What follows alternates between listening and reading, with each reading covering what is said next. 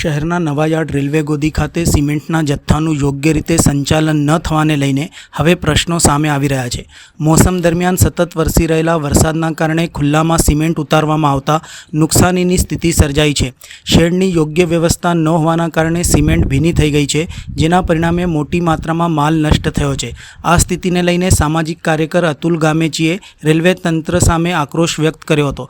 તેમણે જણાવ્યું હતું કે વરસાદની સિઝનમાં ખુલ્લામાં માલ ઉતારવો એ રેલવે તંત્રની ગંભીર બેદરકારી બતાવે છે। સિમેન્ટ જેવી નાજુક વસ્તુ માટે યોગ્ય ઢાંકણ હોવું જરૂરી છે। નુકસાનીને અટકાવવા તાત્કાલિક પગલાં ભરવા જોઈએ।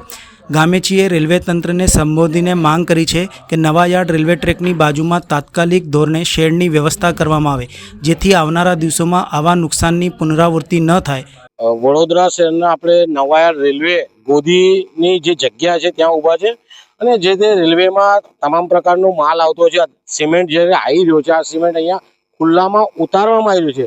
જો હમણાં કંઈક વરસાદ પડે તો આ સિમેન્ટ આખો બગડી જઈ શકે છે, એટલે એક બાજુ કોન્ટ્રાક્ટરને પણ માર પડે છે। આપણે આગળ પણ જોયું કે સિમેન્ટ ઘણો પલળી પણ ગયો છે, તો રેલવે વિભાગ દ્વારા અહીંયા શેડ બનાવવો જોઈએ। જો અહીંયા શેડ બનાવે તો લોકોનો સિમેન્ટ, અનાજ કે અન્ય જે પણ વસ્તુઓ આવે છે એ બગડે ના, પરંતુ કેટલાય વર્ષોથી અહીંયા શેડ નથી બનાવતો, જેના કારણે કોન્ટ્રાક્ટરને ભોગ બનવું પડે છે। કોન્ટ્રાક્ટરને માલ બી બગડી જાય છે, સાથે ભાડું પણ એનું ચૂકવવું પડે છે। એટલે ક્યાંક ને ક્યાંક રેલવે વિભાગે આટલી મોટી ગોદી છે, નવાયાર્ડનું મોટું સ્ટેન્ડ છે, અહીંયા આટલો બધો માલ ઉતર્યો, જાત જાતનો માલ સિમેન્ટ ઉતરી રહ્યો છે, તો આવી જગ્યાએ તાત્કાલિક ધોરણે શેડ બનાવવો જોઈએ। જે રીતના રેલવે સત્તાધીશો રેલવેની ગાડીમાં જ્યારે માલ આવતો હોય તો અને માલ જો બગડી જાય, સિમેન્ટ હોય કે અનાજ હોય, માલ બગડી જાય તો રેલવેના સત્તાધીશો જ જવાબદાર છે।